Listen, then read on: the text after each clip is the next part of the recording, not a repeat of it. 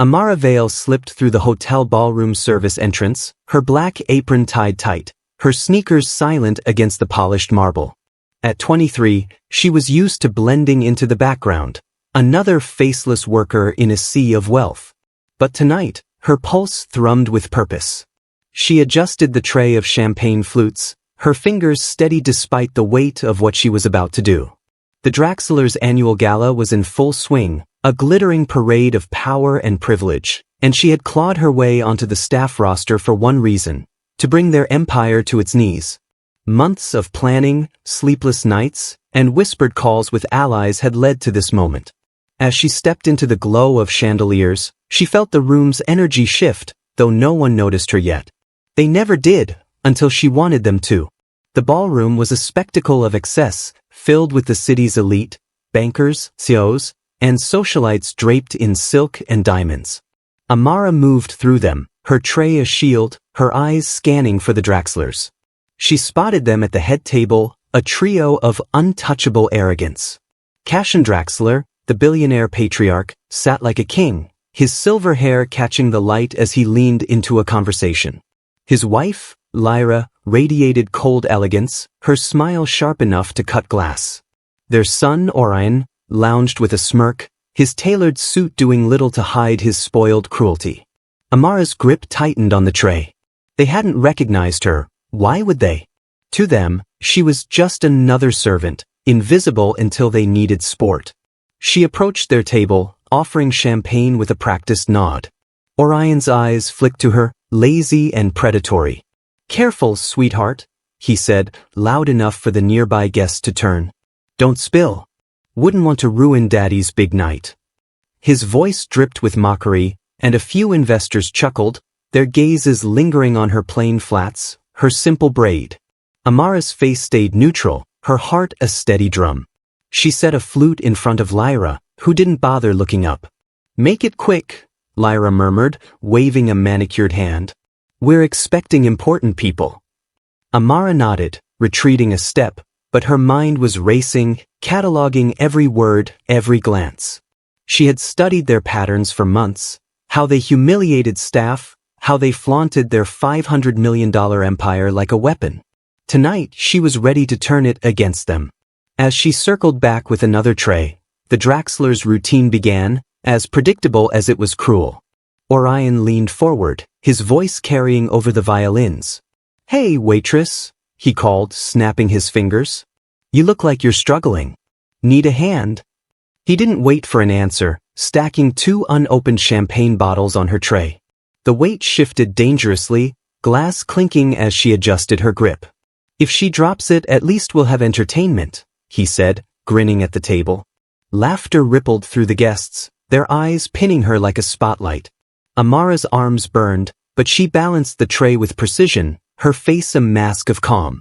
She caught Cashin's glance, brief, dismissive, as if she were a minor inconvenience. Inside, she counted her steps, her timing. Every insult was fuel, every laugh a step closer to her plan's ignition. The crowd around the Draxlers grew thicker, investors and power players drawn to their orbit.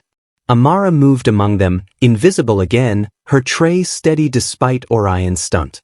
She overheard snippets of their conversation. Talk of a massive deal, a $500 million merger that would cement their dominance. Cashin's voice boomed, confident, as he toasted to their empire.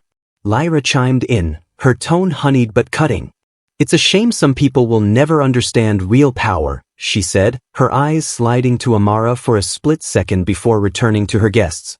The jab landed, but Amara didn't flinch. She had learned long ago to bury her reactions, to let their cruelty slide off her like water. But she wasn't here to endure, she was here to dismantle.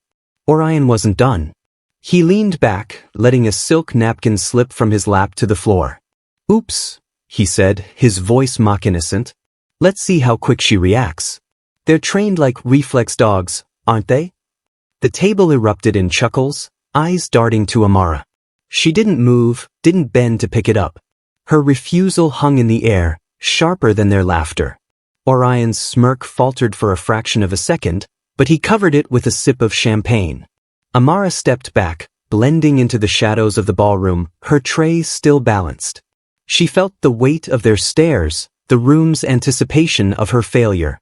But she wasn't playing their game, she was setting up her own. The night wore on, the gala's energy building as the Draxlers held court. Amara circled, her movements deliberate, her apron pocket hiding the phone that was her secret weapon. She caught a glimpse of Silas Corvin in the crowd, her childhood friend turned lawyer, his face half hidden behind a glass of water. He was here for her, though no one else knew it. Their eyes met for a heartbeat, a silent signal that everything was in place. Amara's heart steadied, she wasn't alone in this. Maven Rourke, the journalist who had once been silenced by the Draxlers' legal threats, was out there too, waiting for the moment to strike. Amara's plan was a web, and the Draxlers were walking right into it. Lyra's voice cut through the hum of the crowd. "Girl," she said, beckoning Amara with a flick of her wrist. "Come here." Amara approached, her tray empty now, her expression blank. Lyra pressed a crumpled dollar bill into her hand, her nails grazing Amara's palm. "Buy yourself something useful," she said, her voice loud enough for the table to hear. "Like sturdier shoes." Smirks spread like wildfire, eyes darting to Amara's worn flats. She pocketed the bill without a word, her face unreadable. Inside, her resolve hardened. She had endured worse than their mockery, years of being underestimated, dismissed, invisible. Tonight that would end. Orion leaned forward, holding a canopy topped with caviar under her nose. "Bet she thinks this is just salty jelly," he said, biting into it with exaggerated relish. Crumbs scattered as the table laughed, their amusement a polished blade. Amara stood still, her gaze fixed on a point beyond them, her silence louder than their noise. She could feel the phone in her pocket, its weight a promise. Every word they spoke, every jab they threw, was being recorded, catalogued, ready to be weaponized. She had spent months building this moment, connecting with Silas, feeding Maven's investigation, gathering the evidence that would unravel the Draxlers' empire. The investors were fully engrossed now, their laughter mingling with the clink of glasses. Cashin raised his voice, boasting about the merger, the deal that would rewrite the city's skyline. Amara moved closer, offering more champagne, her tray a prop in her performance. She caught Lyra's eye again, a flicker of recognition that didn't quite land. "You're still here?" Lyra said, her tone laced with irritation. "Don't you have somewhere else to be?" Amara inclined her head, murmuring, "Just doing my job, ma'am." The words were soft, deferential, but her mind was racing, calculating. The deal was about to close, the documents waiting on the table. She was so close. Orion waved her over again, his grin sharp. "Let's try something new," he said, gesturing to a velvet chair beside Lyra. "You can sit here for a moment." "Oh wait, no, you might get used to it." The table burst into laughter, the sound crisp and cutting. Amara didn't blink, didn't shift. She stood steady, her tray a silent anchor. The room seemed to tighten around her, the air thick with their amusement. But she was counting seconds, watching the Draxlers' every move. Her phone vibrated faintly in her pocket, a message from Silas, confirming the final piece was in place. She took a slow breath, her heart steady now, her plan clicking into place like a lock. Amara stepped back, her tray lowered, her eyes flicking to the phone tucked in her apron. She was ready, but she needed the perfect moment. The Draxlers were still laughing, their voices carrying over the music, their guests hanging on every word. Cashin was mid-sentence, boasting about the deal's final signatures, when Amara's hand brushed her pocket. "You know," Orion said, his voice cutting through the noise, "it's almost too easy, isn't it? Playing with people like her." He nodded toward Amara, his smirk wide. She met his gaze for the first time, her eyes calm, unflinching. "Almost," she said softly, her voice steady enough to make his smile flicker. Orion's smirk lingered, his eyes narrowing at her quiet, "almost," as if he sensed a crack in the game he thought he controlled. Amara held his gaze a moment longer, then turned away, her tray steady, her steps measured. The Draxlers' laughter resumed, but it was thinner now, less certain. She moved through the crowd, her apron brushing against silk dresses and tailored suits, Her mind locked on the next step. The phone in her pocket was a ticking bomb, and she was counting down to detonation. Lyra's voice sliced through the hum of conversation, sharp and deliberate. "Girl, don't just stand there gawking," she said, waving Amara back to the head table. "We need more wine. Or are you too busy daydreaming?" The guests chuckled, their eyes darting to Amara, expecting her to shrink. She didn't. Instead, she approached with a fresh bottle, pouring with a steady hand, her face a mask of deference. Lyra leaned back, inspecting her. "You're awfully quiet for a waitress," she said, her tone probing, almost suspicious. "Don't they teach you to smile?" Amara's lips curved just enough to pass as polite. "I'm here to serve, ma'am," she said, her voice soft but unwavering. Inside, her pulse thrummed. She was so close to flipping the table on them. Orion wasn't done playing. He plucked another canopy from a passing tray, holding it up like a trophy. "Bet she's never tasted anything this good," he said, loud enough for the nearby tables to turn. He leaned toward Amara, dangling the bite-sized delicacy under her nose. "Go and try it? Or is caviar too rich for you?" His grin was all teeth, the guests' laughter a chorus behind him. Amara didn't flinch, her eyes fixed on a point beyond him. "I'm fine, sir," she said, her voice calm, almost bored. The refusal landed like a stone, and Orion's smile twitched, his ego bruised.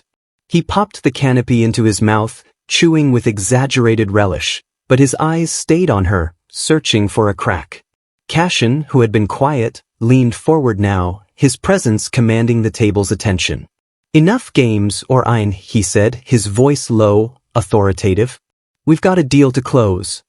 He gestured to a stack of documents on the table, the final contracts for their $500 million merger. The investors leaned in, their faces alight with greed and anticipation. Amara lingered nearby, refilling glasses, her movements deliberate, her ears tuned to every word. Cashin's voice carried, boasting of new skyscrapers, global partnerships, a legacy that would outlast them all. "This," he said, tapping the documents, "is what separates us from the rest." His eyes flicked to Amara for a split second, dismissive, as if she were proof of his point. She stepped back, blending into the shadows near a marble pillar, her tray lowered. Her fingers brushed the phone in her apron pocket, its screen glowing faintly with a new message from Silas, "Ready when you are." Her heart steadied, her plans snapping into focus. She had spent months digging into the Draxlers' empire, false contracts, buried lawsuits, silenced whistleblowers. Silas had helped her navigate the legal threads, while Maven had connected the dots to investors and regulators. Every insult tonight, every laugh, was being recorded, not just for her own record but for the world to see. She glanced at Silas across the room, his quiet nod a tether to her courage. The Draxlers thought they were untouchable, but Amara was about to prove them wrong. Orion's voice pulled her back. "Hey, waitress," he called, his tone sharper now, impatient. "You're slacking. Bring us something worth drinking." He gestured to the empty glasses on the table, his smirk daring her to falter. Amara moved forward, her tray loaded with fresh flutes, her face unreadable. As she set a glass in front of Lyra, the woman's hand shot out, grabbing her wrist. "You're not very good at this, are you?" Lyra said, her voice low, venomous. "Maybe you should stick to something simpler." The table tittered, the sound grating against Amara's calm. She gently freed her wrist, meeting Lyra's gaze. "I'm doing just fine, ma'am," she said, her voice steady, her eyes holding a glint of something Lyra couldn't place. The older woman frowned, unsettled, but released her.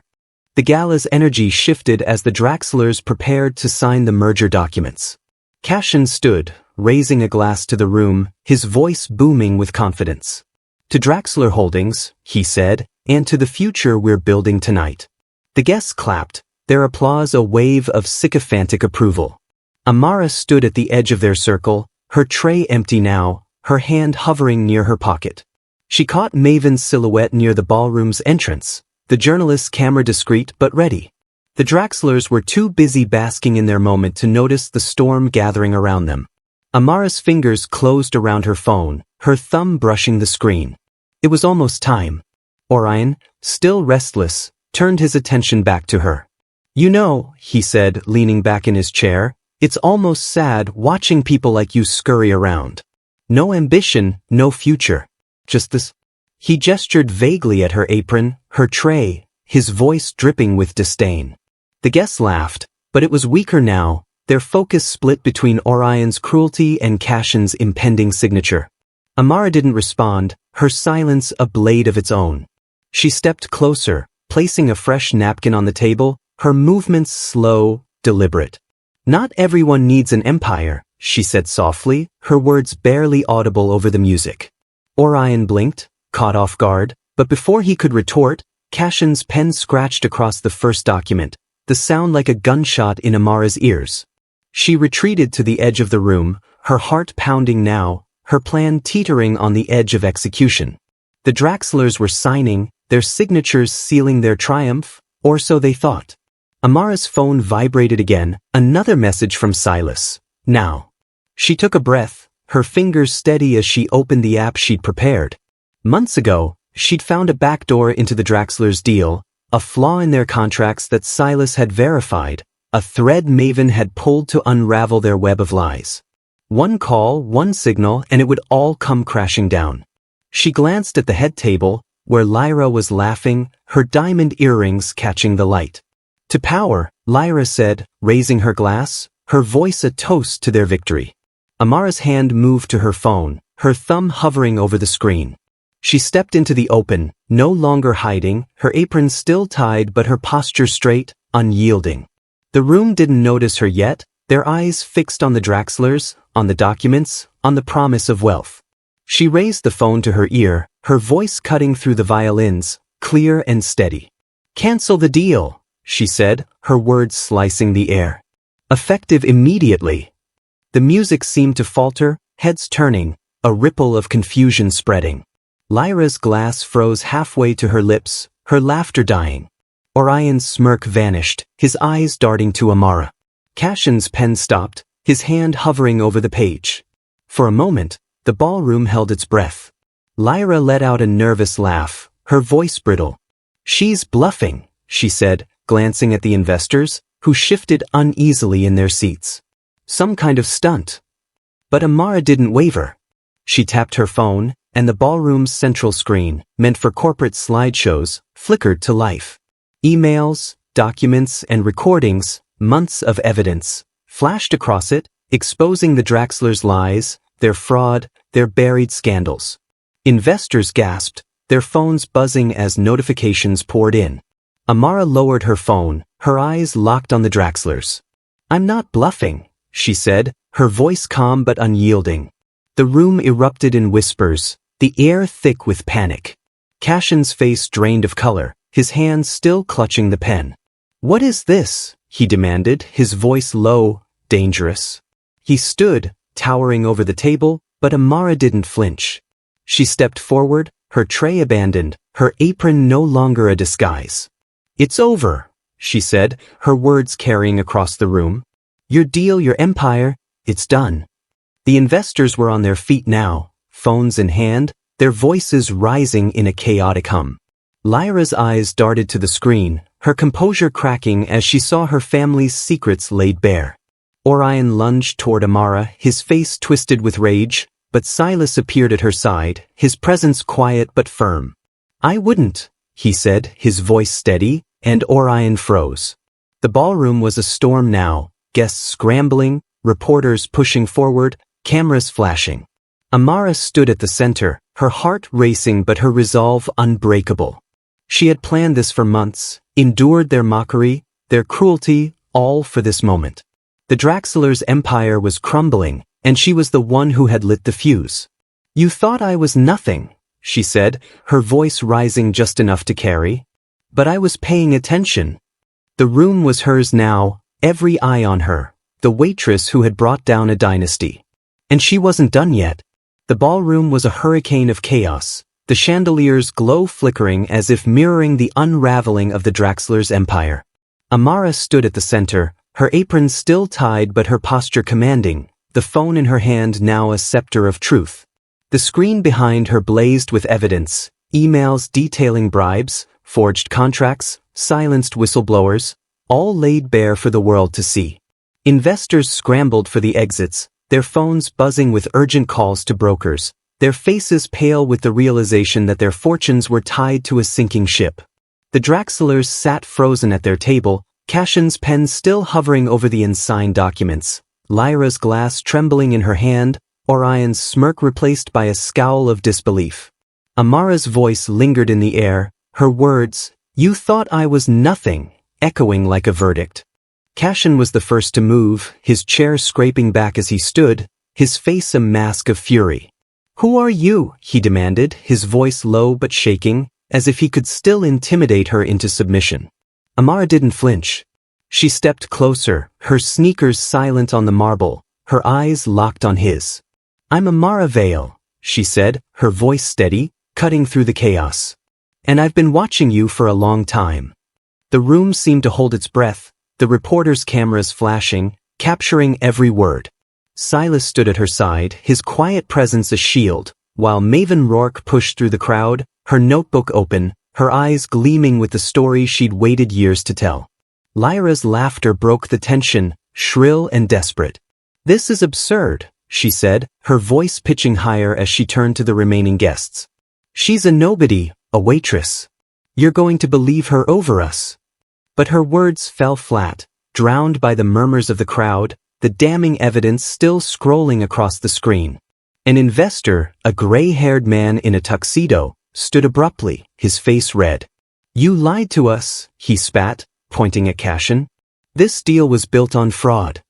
Others joined in, their voices rising, a chorus of betrayal. Lyra's smile faltered, her hands clutching her glass so tightly it cracked, a thin line of champagne dripping onto the table. Orion lunged forward, his face twisted with rage. "You little—" he started, but Silas stepped in front of Amara, his hand raised, calm but firm. "Back off," Silas said, his voice low, carrying the weight of years spent fighting battles in courtrooms. Orion hesitated, his fists clenched, but the cameras were on him now, and he knew it. He sank back into his chair, his bravado crumbling. Amara didn't look at him. Her eyes were on Cashin, the man who had built an empire on lies, who had crushed anyone who dared challenge him. "You thought you could bury the truth," she said, her voice clear, unwavering. "But the truth doesn't stay buried." Maven Rourke stepped forward, her voice cutting through the noise. "Ms. Vale," she called, holding up her recorder. "How did you do this? How did you bring them down?" The question hung in the air, a spotlight on Amara. She took a breath, her heart pounding but her resolve ironclad. "I listened," she said simply. "I worked, I watched, and I waited. They thought I was invisible, but that was their mistake." She glanced at Silas, who gave her a small nod, and then at Maven, whose eyes shone with respect. "I had help," Amara added. "People who believed the truth was worth fighting for." The room erupted in questions, reporters surging forward, their cameras trained on Amara. The Draxlers were forgotten now, their table an island of ruin in a sea of chaos. Cashin sank into his chair, his face ashen, his empire dissolving in real time. Lyra's hands shook as she tried to salvage her composure, whispering to Orion, but he shoved her hand away, his eyes darting to the exits. The investors were gone, their deals cancelled, their trust shattered. The screen behind Amara flashed with a final email, a regulatory order freezing Draxler Holdings' assets, effective immediately. The $500 million empire was dust. Amara untied her apron, letting it fall to the floor, a quiet gesture that felt like shedding a skin. She stood taller, her plain flats no longer a source of shame but a badge of her resilience. The crowd parted as she moved toward the center of the room, her voice rising one last time. "This wasn't about revenge," she said, addressing the cameras, the reporters, the world beyond the ballroom. "It was about justice. For everyone you stepped on, everyone you silenced." Her eyes flicked to the Draxlers, who sat pale and powerless, their legacy reduced to headlines of scandal. Maven stepped closer, her voice softer now, almost reverent. "Amara Vale," she said, her recorder still raised. "The world's going to know your name." Amara met her gaze, a flicker of warmth breaking through her calm.